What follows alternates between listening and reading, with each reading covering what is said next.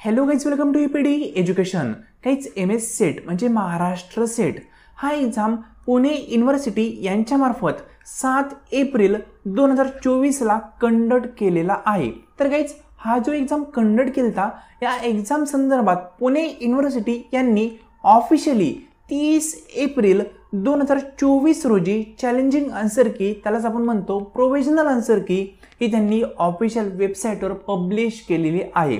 तर गाईज ही जी challenging answer की आहे या आन्सर कीनुसार तुम्ही कुठल्याही क्वेश्चनला चॅलेंज करू शकता. पण चॅलेंज करण्यापूर्वी काही महत्त्वाचे मुद्दे तुम्हाला क्लिअर कट माहीत असणं गरजेचं आहे. तर त्याच अनुषंगाने आजचं लेसन मी तुम्हाला प्रोव्हाइड करतोय. कारण काही जर मुद्दे तुम्हाला क्लिअर कट माहीत असतील तर त्या ठिकाणी तुमचे पैसे देखील वाचतील चॅलेंजिंगचे, आणि तुमचं चॅलेंज ॲक्सेप्ट होणार आहे का नाही हे देखील तुम्हाला क्लिअर कट कळेल.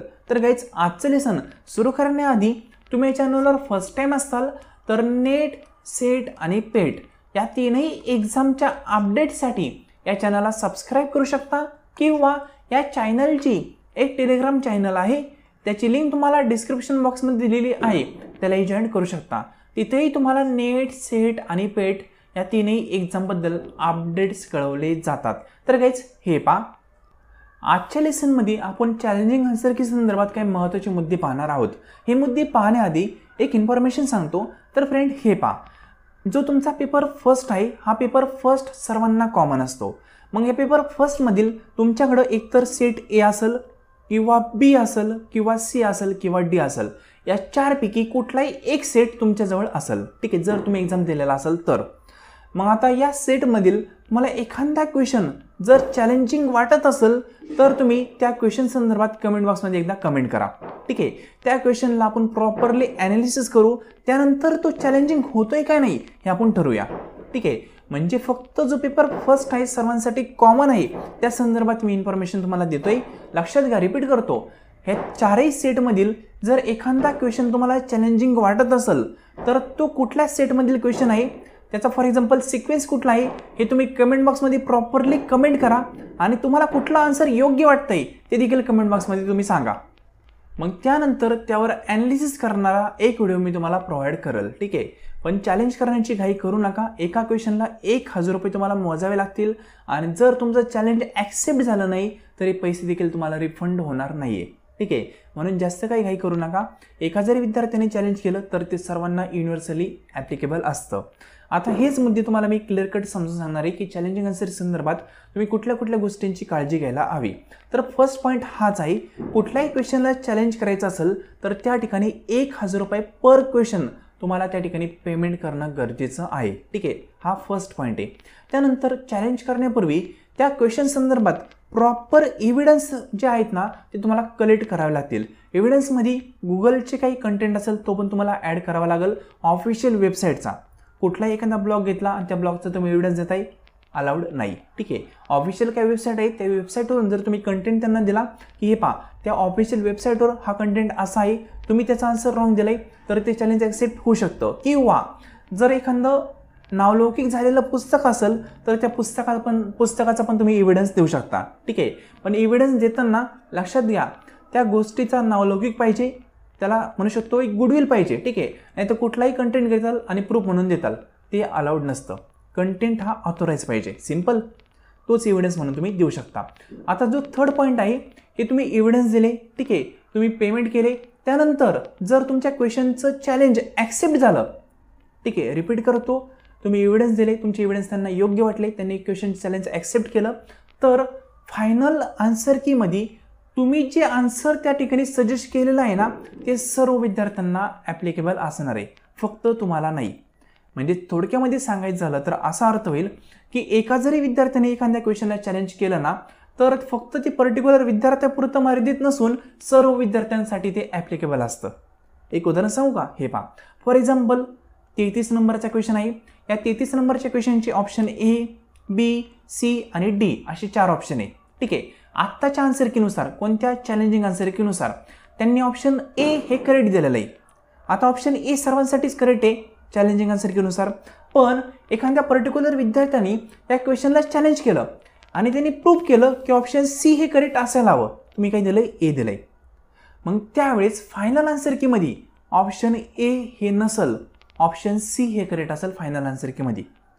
मग लक्षात घ्या, एका क्वेश्चनला एका विद्यार्थ्याने चॅलेंज करू किंवा 1000 विद्यार्थ्यांनी चॅलेंज करू फरक पडत नाही. आन्सर हे सर्वांना सेमच ॲप्लिकेबल असतं. ठीक आहे, म्हणून काळजी घ्या. आपण ज्या क्वेश्चनला चॅलेंज करतोय त्या क्वेश्चनला तुम्ही प्रॉपर चॅलेंज केलं पाहिजे, जेणेकरून ते चॅलेंज ॲक्सेप्ट होईल आणि पैसे देखील तुम्हाला तुमचे रिटर्न भेटतील. आणि दुसरी गोष्ट म्हणजे तुमचा स्कोअर पण त्या ठिकाणी योग्य असा वाढेल. ठीक आहे, तर हा थर्ड पॉईंट होता. 4 नंबरचा पॉईंट असा आहे की फॉर एक्झाम्पल एका क्वेश्चनला चॅलेंज करण्यासाठी तुम्हाला 1000 रुपये पेड करावे लागत आहेत. मग आता तुम्ही 2 मित्र असताल पहा, दोघंही मित्रांना असं वाटत असेल की ऑप्शन बी हा करेक्ट असायला हवा होता, त्यांनी ए दिलाय. तर या ठिकाणी तुम्ही परस्पर कॉन्ट्री करून, ठीक आहे, 500-500 रुपयाची कॉन्ट्री करून दोघं मिळून एकाच आयडीवरून चॅलेंज करू शकता. म्हणजे दोघांनी कॅशमध्ये पैसा जमा करायचा आणि त्यानंतर एकाच आयडीवरून एखाद्याच्या आयडीवरून तुम्ही त्या पर्टिक्युलर क्वेश्चनला चॅलेंज करायचं. चॅलेंज केल्यानंतर जर ॲक्सेप्ट झालं तर ते सर्वांनाच ॲप्लिकेबल असणार आहे. मग तुम्ही असं ग्रुपमध्ये पण चॅलेंज करू शकता. जर एखाद्याची परिस्थिती नसेल, त्याचं 1-2 मार्कावरून एक्झाम राहतोय असं त्याला वाटत असेल, तर तो अशा वेळेस अशा प्रकारे पण चॅलेंज करू शकतो. ठीक आहे, कारण मुद्दा हाच आहे की एका जणाने चॅलेंज करू किंवा 10 जणांनी करू फरक पडत नाही.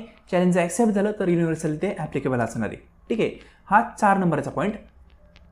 आता जो 5 नंबरचा पॉईंट आहे तो बारकाईने समजून घ्या. तुमची जी 150 क्वेश्चन आहेत ना, या 150 पैकी मॅक्झिमम 4 ते 5 क्वेश्चन हे बदलू शकतात. जास्त क्वेश्चन चेंज होत नाही, म्हणजे आन्सर त्यांची चेंज होत नाही. ठीक आहे, 150 पैकी 4 ते 5 क्वेश्चनला चॅलेंज ॲक्सेप्ट होऊ शकतं आणि त्याचं फायनल आन्सर कीमध्ये आन्सर चेंज झालेलं दिसू शकतं. जास्त बदलले जात नाही. त्याचं रिझन तुम्हाला मागच्या लेसनमध्ये सांगितलं आहे. ज्यांनी मागचं लेसन पाहिलं नसेल त्यांनी व्हिडिओ सर्वात शेवटी पहा मागचा. ठीक आहे, मागचा जो व्हिडिओ मी टाकलेला आहे ना, त्या सर्वात शेवटी तुम्ही पहा. मी रिझन सांगितले की का ते ॲक्सेप्ट करत नाही. ठीक आहे, तुम्हाला त्या ठिकाणी आयडिया येईल. मग लक्षात घ्या, 150 पैकी फक्त 4 ते 5 मॅक्झिमम म्हणतोय आम्ही, मिनिमम एखादा पण असू शकतो. मॅक्झिमम 4 ते 5 क्वेश्चनला चॅलेंज होऊ शकतो आणि ते ॲक्सेप्ट होऊ शकतं. ठीक आहे, हा 5 नंबरचा मुद्दा आहे. म्हणजे स्कोअर जरी तुमचा चेंज झाला तर 4 ते 5 क्वेश्चननी स्कोअर चेंज होऊ शकतो फायनल आन्सर कीनुसार. म्हणजे 2 ते 3% तुम्हाला कमी जास्त स्कोअर पाहायला भेटू शकतो फायनल आन्सर कीनुसार. ठीक आहे, आणि आता जो 6वा मुद्दा आहे, हा 6वा मुद्दा सर्वांनाच काम येईल. आता हे पहा, तुम्ही जे क्वेश्चनला चॅलेंज करणार आहात ना, कुठल्या क्वेश्चनला चॅलेंज केलं आहे हे तुम्ही कमेंट बॉक्समध्ये कमेंट करून सांगा, जेणेकरून बाकीचे विद्यार्थी पुन्हा पुन्हा त्या क्वेश्चनला चॅलेंज करून त्यांचे पैसे त्या ठिकाणी वेस्ट करणार नाही आहे. म्हणजे लक्षात घ्या, एका जरी विद्यार्थ्याने चॅलेंज केलं तर त्यांनी कृपया कमेंट बॉक्समध्ये कमेंट करून सांगा की सर मी XYZ जो क्वेश्चन आहे त्या क्वेश्चनला चॅलेंज केलेला आहे, आन्सर कीनुसार त्यांनी आता ऑप्शन ए दिला आहे, मी बी या ऑप्शनला चॅलेंज केलं आहे, असं कमेंट बॉक्समध्ये तुम्ही सांगायला विसरू नका. ठीक आहे, म्हणजे जेणेकरून अदर विद्यार्थी आहेत ते त्या पर्टिक्युलर क्वेश्चनला पुन्हा चॅलेंज करणार नाही. ठीक आहे, तेवढ्यावर ती गोष्ट क्लिअर होऊ शकते. मग या ठिकाणी बाकीच्या विद्यार्थ्यांचे पैसे वाचू शकतात जर चॅलेंज ॲक्सेप्ट झालं नाही तर. मग कमेंट बॉक्समध्ये तुम्ही सांगू शकता की कुठल्या क्वेश्चनला चॅलेंज करायला हवं हे पण कमेंट बॉक्समध्ये तुम्ही सांगा, आणि कुठल्या क्वेश्चनला तुम्ही चॅलेंज केलेलं आहे हे पण कमेंट बॉक्समध्ये सांगायला विसरू नका. ठीक आहे, जेणेकरून अदर जे स्टुडंट आहेत त्यांची हेल्प त्या ठिकाणी होऊ शकते. आणि आता 7वा जो पॉईंट आहे तो प्रॉपर समजून घ्या. तुम्ही ज्या गोष्टीची एव्हिडन्स देताय ना, त्या एव्हिडन्समध्ये रेफरन्स पण द्या. तुम्ही कुठल्या पुस्तकामधून तो स्क्रीनशॉट घेतलेला आहे, कुठल्या वेबसाईटवरून तुम्ही ते कंटेंट ॲड केला आहे ॲज अ एव्हिडन्स म्हणून, त्यांचे रेफरन्स पण द्यायला विसरू नका, जेणेकरून ते ऑफिशियली त्या ठिकाणी जाऊन ते एव्हिडन्स चेक करू शकतात. कारण रेफरन्स देणं त्या ठिकाणी खूप महत्त्वाचं आहे. ठीक आहे, त्यांना ते फायदेशीर ठरेल. तर काहीच ह्या ज्या गोष्टी आहेत त्या बारकाईने तुम्ही चॅलेंज करण्यापूर्वी कुठल्याही क्वेश्चनला हाताळल्या पाहिजे. ठीक आहे, किंवा यांचं केअरफुली तुम्ही कन्सिडर केलं पाहिजे. ठीक आहे, तर असे काही 7-8 मुद्दे होते ते तुमच्यासोबत शेअर केलेत. आणि पुन्हा सांगाल, पेपर फर्स्टमध्ये तुम्हाला कुठलाही क्वेश्चन चॅलेंजिंग वाटत असेल तर तो क्वेश्चन कुठला आहे हे कमेंट बॉक्समध्ये कमेंट करा. आपण त्या संदर्भात ॲनालिसिस एका व्हिडिओमार्फत करूया, जेणेकरून बाकीच्या विद्यार्थ्यांना पण कळेल की खरंच हा क्वेश्चन चॅलेंजिंग आहे का नाही. सिम्पल. तर काहीच जाता एक इन्फॉर्मेशन सांगाल, जो पेपर फर्स्ट आहे या पेपर फर्स्टसाठी डिटेल कोर्स आपण पुन्हा एकदा नवीन एक सुरू करतोय. त्यामध्ये पेपर फर्स्टचा 100% सिलेबस आहे तुम्हाला कंप्लीट करून दिला जाईल. म्हणजे तो कोर्स जॉईन केल्यानंतर ऑदर स्टडी करण्याची गरजच तुम्हाला नाही आहे. तुमचे सर्व म्हणू शकतो MCQची प्रॅक्टिस त्या ठिकाणी घेतली जाईल, सर्व थेरॉटिकल बॅकग्राऊंड तुमचं कंप्लीट करून दिलं जाईल. मॅथमॅटिक्स तुम्हाला अवघड वाटत असेल तर ते एकदम सोपं वाटेल, इतक्या सोप्या पद्धतीने त्या ठिकाणी शिकवलं जाईल. ठीक आहे, असा पेपर फर्स्टचा आपला कोर्स आहे, तो लवकरच आपण सुरू करतोय. तुम्हाला जॉईन करायचं असेल तर तुम्ही व्हॉट्सअप नंबरला मेसेज करून माहिती मिळू शकता. आपला व्हॉट्सअप नंबर आहे 9011362082. या नंबरवर मेसेज केल्यानंतर कोर्स संदर्भात तुम्हाला संपूर्ण इन्फॉर्मेशन प्रोव्हाइड केली जाईल. ठीक आहे फ्रेंड, तर हे लेसन तुम्ही संपूर्ण पाहिले त्याबद्दल थँक्यू सो मच.